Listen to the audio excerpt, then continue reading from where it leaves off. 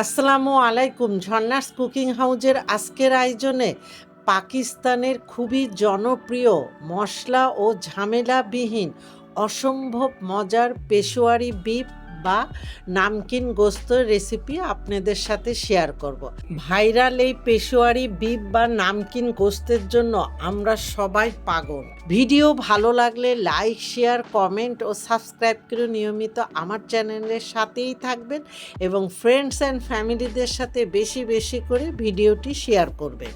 Peshawari beef রান্না করার জন্য এখানে আমি হাড় চর্বি সহ 1 কেজির একটু বেশি গরুর মাংস নিয়ে ছোট বড় পিসেস করে কেটে নিয়েছি। তবে এই মাংস রান্নার ক্ষেত্রে হাড় চর্বি সহই নিতে হবে। তবে আমি কিছু মাংসের টুকরো একটু ছোট করেও কেটে নিয়েছি। আর এই মাংস রান্না করার ক্ষেত্রে নলি বা হাড় নিতে হবে। আমি এখানে বড় হাড় নিয়েছি। আর সেই সাথে এখানে কিছু চর্বি বা ফ্যাটও নিতে হবে। আর এই চর্বিগুলিকে আমি ছোট ছোট টুকরো করে কেটে নিয়েছি। তবে এখানে চাইলে আপনারা চর্বির পরিমাণটা আরও একটু কমিয়ে নিতে পারেন। এখন মাংসের মধ্যে 1 টেবিল চামচ লবণ দিয়ে মাংসের সাথে লবণ খুব ভালো মতো মেখে নিতে হবে, যেন প্রতিটা মাংসের সাথে লবণ খুব ভালো মতো মিশে যায়। এখন ঢেকে মাংসগুলিকে আমি 30 মিনিটের জন্য রেখে দিব। এবার আমি যে পাত্রে মাংস রান্না করব, চুলায় সে পাত্রটা বসিয়ে হালকা গরম করে নিয়ে আমি এখানে 3 টেবিল চামচ করে ঘি ও রান্নার তেল দিয়ে তেল ঘি হালকা গরম করে নেব।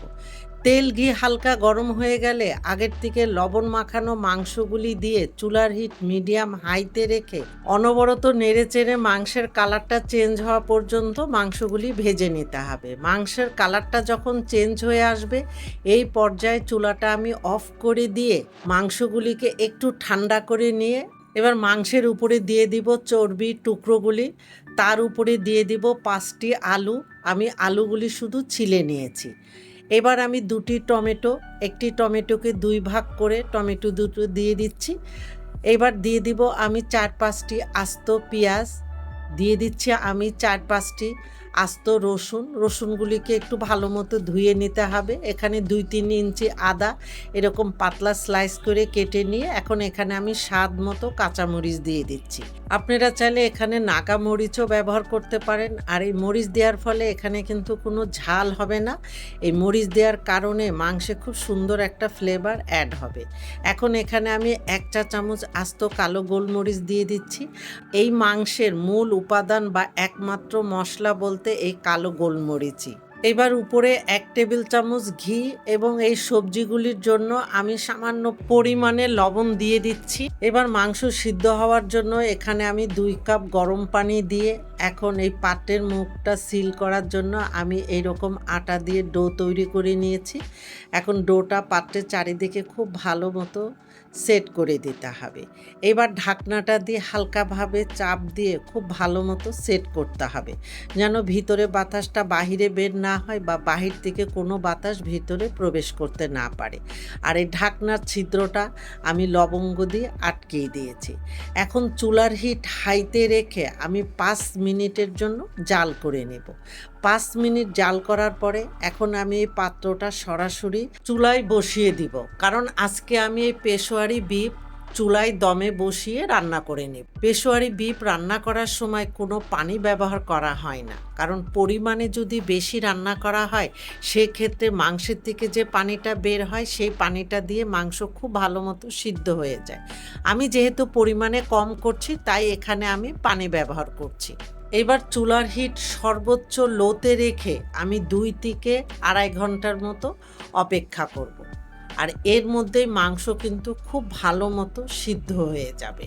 2.5 ঘন্টা পরে চুলার থেকে মাংসের পাত্রটা নামিয়ে আমি বন্ধ ইন্ডাকশনের উপরে নিয়ে এসেছি। খুবই সাবধানে আমি ঢাকনাটা খুলে নিচ্ছি। ঢাকনাটা খোলার সাথে সাথে খুবই সুন্দর একটা ফ্লেভার বের হচ্ছে।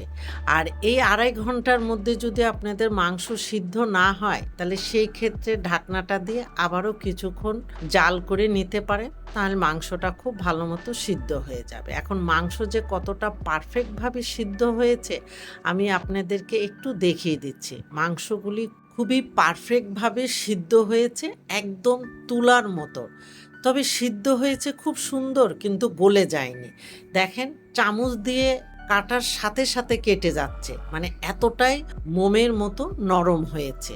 আর সেই সাথে আলুগুলিও কিন্তু পারফেক্টভাবে সিদ্ধ হয়েছে। আর দেখলেন তো কত সহজে তৈরি হয়ে গেল পাকিস্তানি জনপ্রিয় পেশোয়ারি বিফ বা নামকিন গোস্ত। একবার হলেও তৈরি করে দেখতে পারেন। আমার বিশ্বাস আপনি একবার তৈরি করলে এই মাংসটা দ্বিতীয়বারের জন্য আপনাকে রান্না করতেই হবে, কারণ এই মাংসটা খেতে অসম্ভব লেভেলের মজার হয়। আর এই বিফ পেশোয়ারি রুটি, পরোটা, সাদা ভাত, নান রুটি, প্লেন পোলাও আপনার পছন্দ মতো যে কোনোভাবেই পরিবেশন করতে পারেন। আপনারা ভালো থাকবেন, আমাদের জন্য দোয়া করবেন। আল্লাহ হাফেজ।